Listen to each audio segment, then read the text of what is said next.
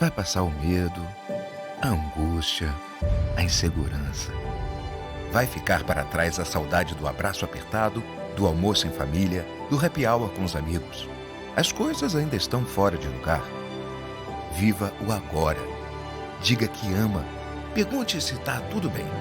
Olhe com carinho que mantém a cidade em segurança. Fique em casa, se puder. Respire. Trabalhe. É hora de pensarmos no todo. Somos o país que não desiste até o último segundo da prorrogação. E juntos daremos a volta por cima.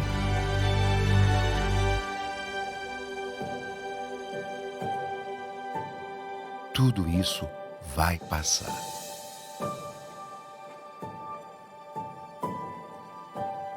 Enquanto não passa, conheça o novo jeito Quali de ajudar.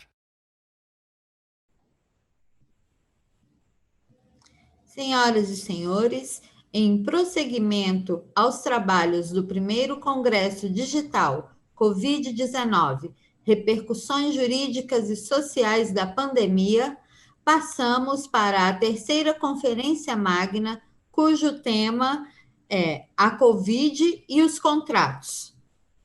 Como presidente de mesa, convidamos o Dr. Edinaldo Gomes Vidal, presidente do Conselho Seccional da OAB Roraima, advogado, pedagogo e historiador, especialista em ciências criminais, direitos constitucionais e humanos. Como palestrante, convidamos a presidente e fundadora do Instituto de Estudos Culturalistas, doutora Judite Martins Costa, advogada, sócia fundadora de Judite Martins Costa Advogados, atua como parecerista e árbitra em arbitragens nacionais e internacionais. Foi professora de Direito Civil, professora da Universidade Federal do Rio Grande do Sul, é livre docente pela Faculdade de Direito da Universidade de São Paulo e escritora. Com a palavra, o presidente da mesa dessa Conferência Magna, Dr. Edinaldo Gomes Vidal. Bom dia a todos, bom dia a toda a advocacia roraimense brasileira, bom dia, professora Judite Martins Costas. Antes de iniciarmos, não poderia deixar de saudar toda a diretoria do Conselho Federal, na pessoa do nosso bravo guerreiro, defensor perpétuo dos direitos constitucionais, do Estado Democrático de Direito, presidente Felipe Santa Cruz, e o nosso presidente da ESA, Rony Duarte. Saudar a nossa palestrante, doutora Judite Martins Costa, em nome dela, mandar um fraternal abraço à nossa amiga, minha colega de 3 mandatos do Conselho Federal, doutora Cleia Carpe, que já é um patrimônio do Estado de Roraima, e meu colega e amigo, Paulo Roberto Bittencourt, meu presidente da segunda turma do Conselho Federal da OAB. Doutora Judite, é uma satisfação presidir essa mesa.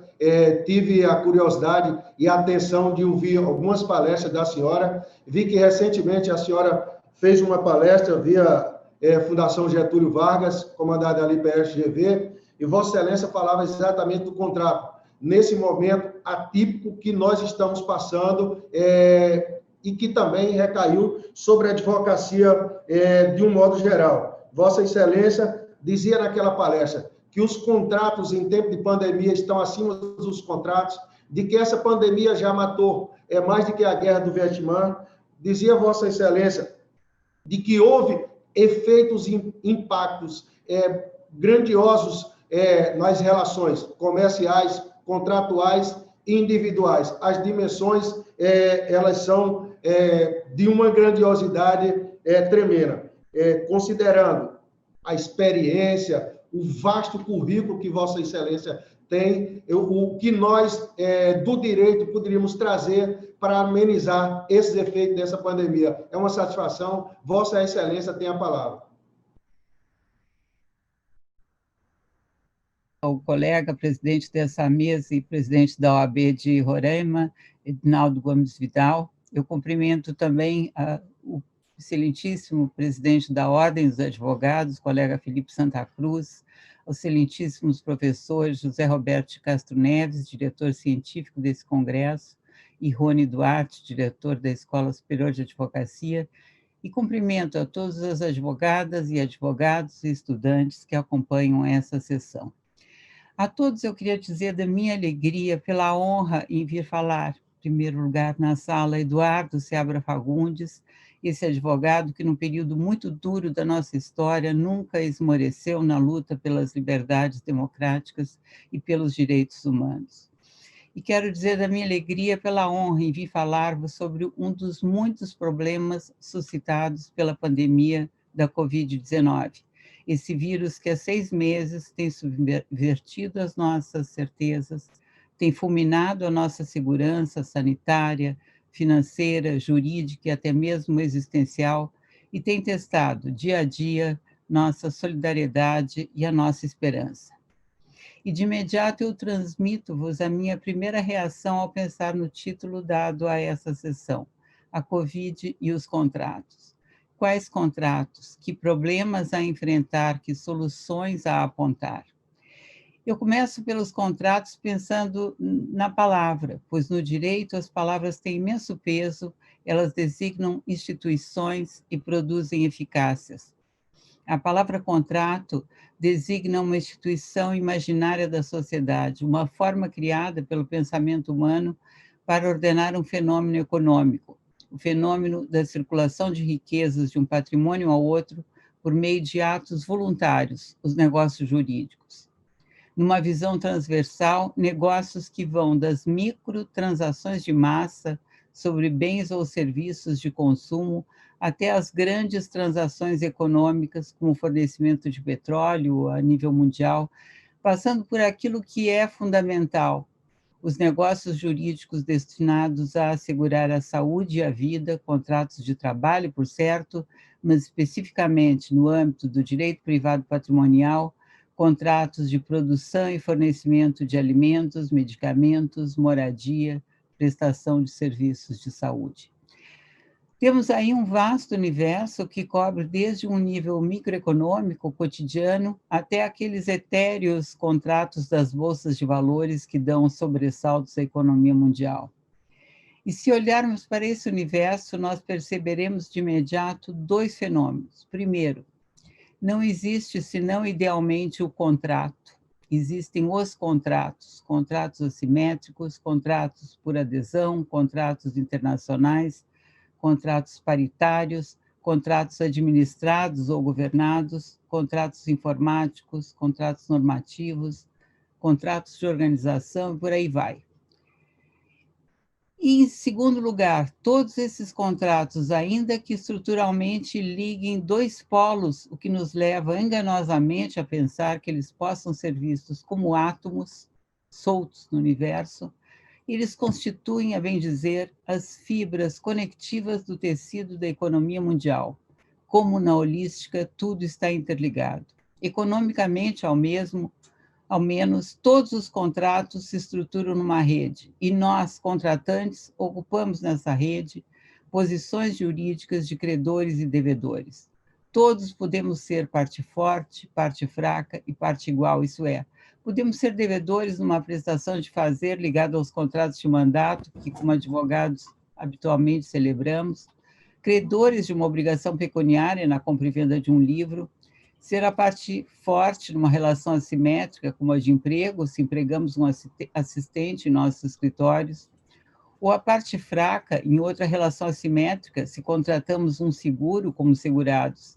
Enfim, parte igual, se negociamos com o nosso primo o empréstimo de sua casa da praia para nos aliviarmos por alguns dias na prisão, no apartamento no qual estamos encerrados desde meados do mês de março desse inacreditável ano de 2020. Agora, né? Pensou?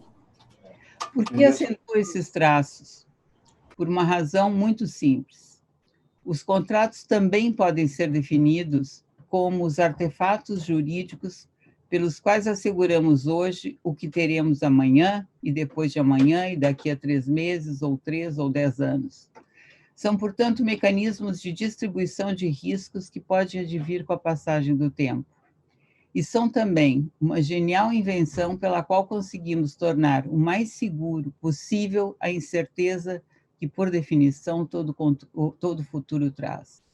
Contrato e segurança jurídica andam, pois, unidos funcionalmente.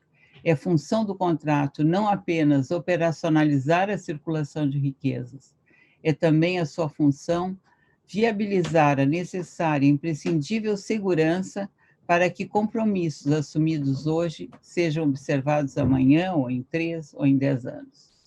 Vamos, então, sintetizar essas 3 ideias centrais. Contratos como vestimentas jurídicas de operações econômicas que na economia globalizada se articulam numa rede também globalizada.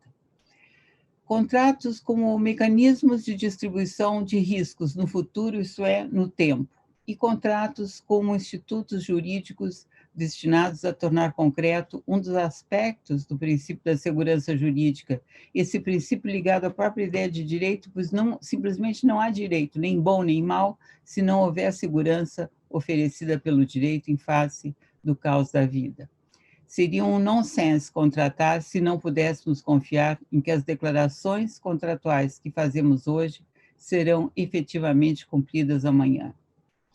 E agora tentemos contrastar essas 3 ideias: contrato como veste jurídica de operações econômicas, contratos como mecanismo de distribuição de riscos e contrato como um instituto funcionalmente dirigido a assegurar a segurança como estabilidade em certas relações no tempo, com o que a Covid-19 vem provocando. E teremos contrato como incerteza, contratos como um esquema vulnerável, contratos como instabilidade. Depois de 6 meses, ainda não sabemos quase nada. Quando virá a vacina, se essa será realmente eficaz e por quanto tempo, e quando esta será eficazmente distribuída a toda a população, quais as empresas sobreviverão até lá, quais serviços serão necessários, que tipo de consumo se apresentará no mundo pós-Covid. Não sabemos se serão enfrentados os problemas de base, como o crônico subfinanciamento das estruturas de saúde, ou se continuaremos a viver em cidades nos quais os esgotos correm a céu aberto e os jornais, com horripilante reiteração, trazem notícias de furtos e desvios por governadores, prefeitos e secretários de saúde das verbas que deveriam estar beneficiando a população. Não sabemos sequer se haverá mesmo um mundo pós-Covid, pois esse vírus pode sofrer alguma mutação e voltar a lugares de onde parecia ter sido extirpado, como tem acontecido em algumas partes do mundo. Daí a minha dificuldade em face do problema que me foi tão honrosamente proposto pela comissão organizadora desse congresso. Como tratar os contratos, esse instituto funcionalmente imantado pela ideia de segurança, ao estado de inarredável incerteza no qual estamos imersos? Normalmente, o problema das perturbações das prestações contratuais no transcorrer da vida de um contrato é enfrentado por um conjunto de regras e institutos jurídicos que intentam disciplinar essa sempre conturbada relação entre a estabilidade, de um lado, necessária relação contratual, e, de outro, situações de injustiça derivadas das vicissitudes que podem sobrevir no curso do contrato, no curso da vida do contrato. Temos, pois, os nossos códigos, as nossas leis, uma disciplina jurídica para as perturbações da relação obrigacional. Porém, o problema está em que essas soluções, modo geral, supõem uma instabilidade à qual se seguirá a normalidade, como ocorre, por exemplo, quando há uma guerra, um conflito político, uma inflação desmedida, um terremoto. Mas, no nosso caso, a instabilidade provocada pela pandemia é de tal grandeza e de tal incerteza que não sabemos sequer se haverá o retorno à normalidade. Por isso, eu penso que falar em Covid-19 contratos e das possíveis soluções para perturbações nos vínculos contratuais, num mundo em estado de completa volatilidade, como estamos vivendo, requer muita prudência. E são cautelas, é prudência o que adotarei ao apresentar um rápido panorama de algumas das possíveis soluções contratuais e legais às perturbações causadas pelas situações de pandemia nos contratos, finalizando por apontar critérios que, no meu modo de ver, devem ser observados.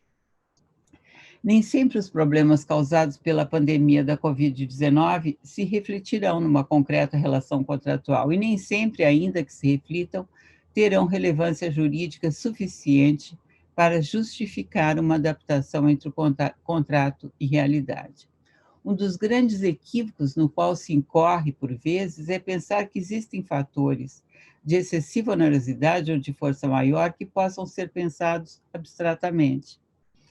Qualquer evento extraordinário é extraordinário em relação a cada contrato concretamente, isso é, ao risco que aqueles contratantes poderiam ter ou não razoavelmente previsto. O ônus excessivo que gerará ou não aquela concreta relação, por exemplo, uma situação de desabastecimento de certo produto, um decreto municipal que impeça a abertura de uma casa de espetáculos ou de um shopping center por certo tempo, um contrato de transporte escolar que nada impede de ser executado, salvo o fato de não ter nenhum sentido em ir buscar as crianças em casa se a escola estiver fechada. O que fazer se os efeitos da pandemia no contrato forem de tal gravidade que justifiquem a sua adaptação à realidade, por haver relação causal entre o fato da pandemia e o efeito grave a se projetar no contrato? Frente a essas situações, há vários caminhos. Eu vou referir em grandes linhas, primeiramente, algumas soluções que podem advir da vontade das partes e, em seguida, um caminho que pode ser construído a partir do Código Civil. De modo geral, não há o hábito entre os advogados brasileiros de sugerir aos seus clientes, quando redigem um contrato destinado a ter longa duração no tempo, que haja previsão no próprio contrato de cláusulas de adaptação entre o contrato e a realidade. Essas cláusulas vêm comumente da experiência jurídica internacional, mas nada impede que sejam adaptadas aos contratos de direito interno. Porque, entre nós, como todos sabemos, vigora no direito contratual o princípio da tipicidade. Portanto, as partes são os primeiros protagonistas da reposição do equilíbrio contratual em cenário de crise, como diz bem o professor português Diogo da Costa Gonçalves. Duas vias podem ser escolhidas: a revisão automática e a revisão negociada.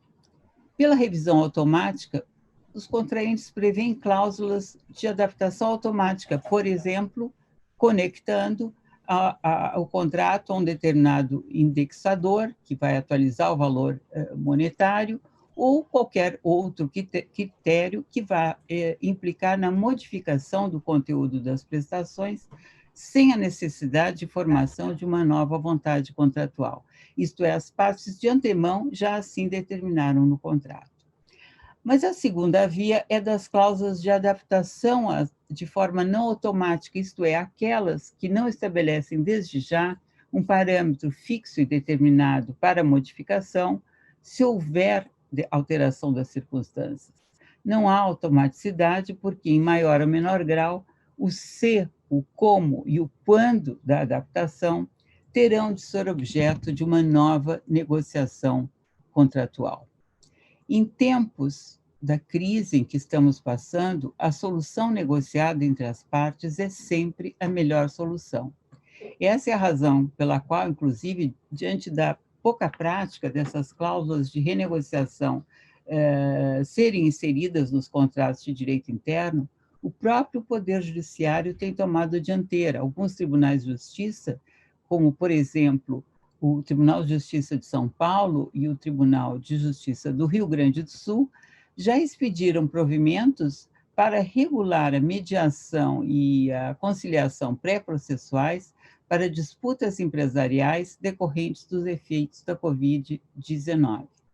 E, embora com algumas diferenças, em ambos o procedimento é marcado por grande informalidade, agilidade e por uma estrutura em etapas muito, muito prudente, porque não se pode, mesmo numa renegociação, se partir para soluções fixas que dentro de 3 meses ou 6 meses podem já se mostrar inúteis ou até danosas ao contrato.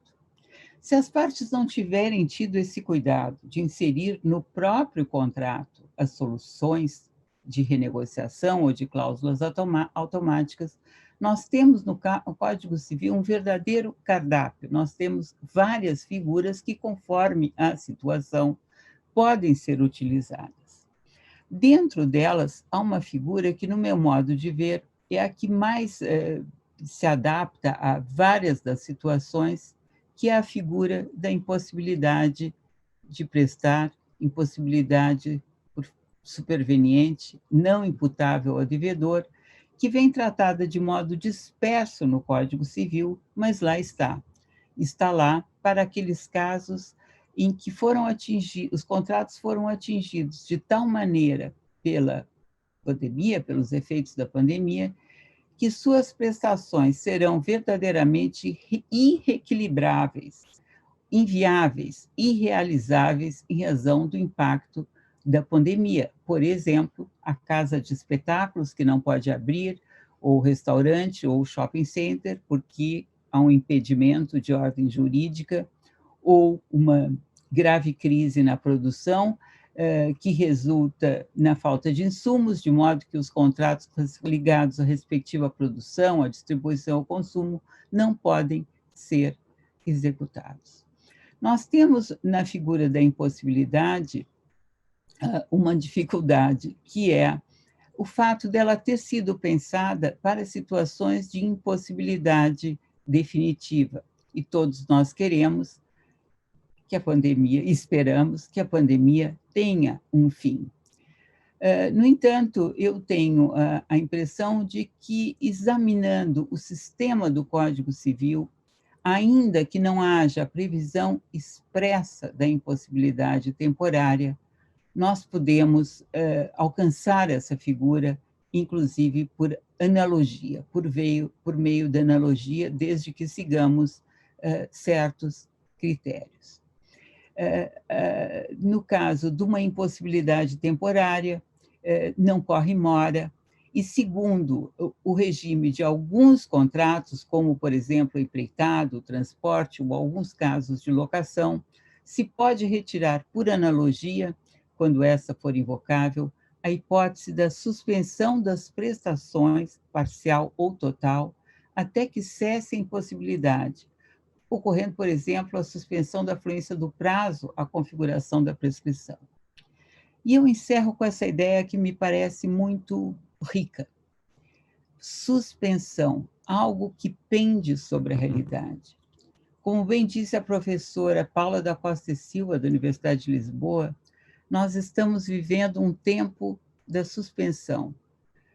Tempo de, na medida do possível, nós procurarmos a dilação das soluções e não soluções radicais ou definitivas. Esse nosso caótico tempo da pandemia não é um tempo, me parece, para privilegiar soluções que provocam alterações estruturais nos vínculos contratuais, especialmente se esses forem duradouros ou destinados à execução diferida no tempo. Qualquer solução que se desenhe em meio ao presente estado de incerteza para alterar um contrato que tenderá a perdurar no tempo, enseja com elevada probabilidade uma ampla margem de erro. Uma das particularidades da presente crise social e econômica causada pela Covid-19 está em que, diversamente do que se verificou em outras crises, nessa, muitas vezes, talvez na maioria das situações, os dois lados da relação contratual estão a perder. Não se trata do jogo do perde-ganha opondo credor e devedor. Nós estamos jogando o jogo do perde-perde. Soluções radicais, inovações legislativas não suficientemente testadas, o recurso a regras cuja lógica repousa numa oposição entre os contraentes, como se um estivesse a obter extrema vantagem à custa da excessiva onerosidade para a outra, não respondem bem à realidade que nós estamos vivendo. Eu penso que na maior parte das situações de impacto da Covid-19 nos contratos, as melhores soluções serão as de curto prazo. Insisto, talvez em face da tão profunda instabilidade que vivemos, esse seja o tempo da dilação, não o tempo da revisão e da resolução contratual.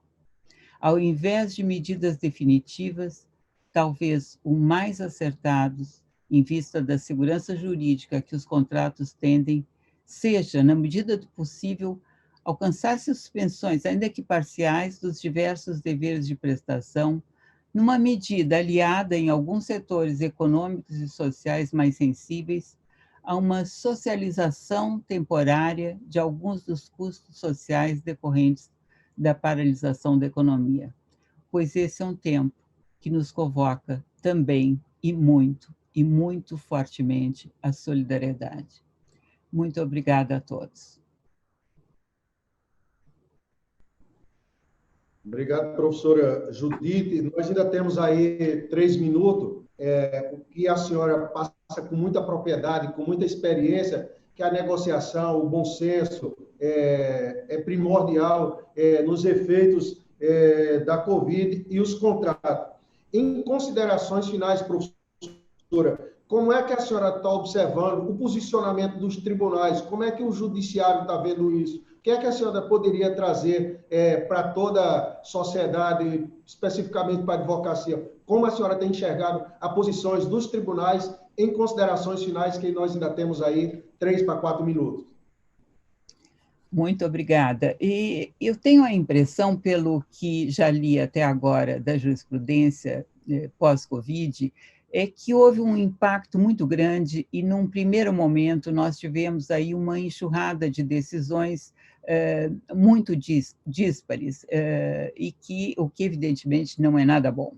Mas, em seguida, alguns tribunais, pelo menos pelo que eu pude apreciar dessa experiência no Tribunal de Justiça de São Paulo e no Tribunal de Justiça do Rio Grande do Sul, procuraram se articular e auxiliar os advogados com essas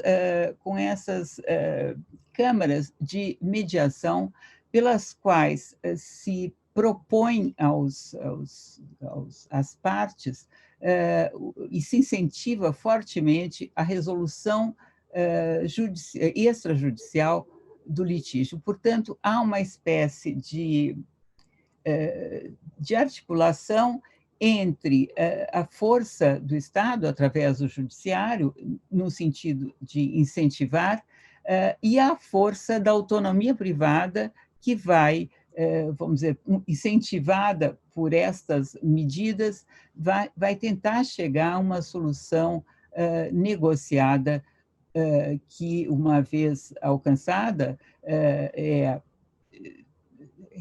vamos dizer, é sancionada pelo Poder Judiciário e vale, inclusive, como título executivo. Portanto, evidentemente, se não se chega a um consenso, o litígio prossegue, o que nem sempre é bom, não é? Porque numa situação de tanta incerteza, como eu disse, qualquer solução que tenha a marca da radicalidade ou da definitividade, ela pisa num terreno pantanoso. Portanto, o melhor, o mais conveniente é mesmo uma negociação entre as partes e uma negociação em etapas, uma negociação que preveja, por exemplo, a necessidade de uma readequação ainda futura, conforme se desenrolar a marcha da pandemia. Quando tudo isso começou, nós pensávamos, pelo menos eu pensei, e muita gente também, que em 3 meses isso estaria resolvido. Nós vemos agora, já temos 6 meses, e podemos projetar muito mais tempo não apenas até a descoberta de uma vacina, muito mais tempo até que todas as estruturas econômicas a nível mundial se rearticulem, se reorganizem e, portanto, isso vai provocar, sim, vai continuar provocando a longo prazo impactos na relação contratual. Obrigado, professora Judite. Foi uma satisfação, foi uma honra participar dessa terceira conferência magna com o título Covid e os contratos. Dizer que Vossa Excelência, com muita propriedade, com muito conhecimento, trouxe aqui as soluções, os problemas, buscou os meios e deu um norte para todos nesse momento de Covid-19. Quero aqui agradecer mais uma vez e parabenizar a diretoria do Conselho Federal, a diretoria da ESA, e dizer que nós ficamos muito honrados, professora Judite, de termos presidido e ter assistido tão briosa, elegante, competente palestra. Que Deus o ilumine, que a senhora continue sempre com essa sabedoria. Muitíssimo obrigado, e nós, advocacia, agradecemos penhoradamente a vossa presença. Obrigado a todos, e obrigado, Francisca, e parabéns a todos os funcionários do Conselho Federal. Muito obrigada.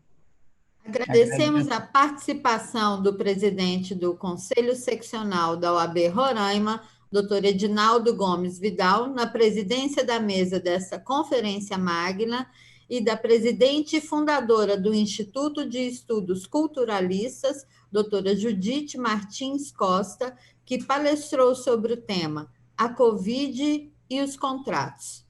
Agradecemos a todos e esperamos tê-los numa próxima oportunidade. Muito obrigada.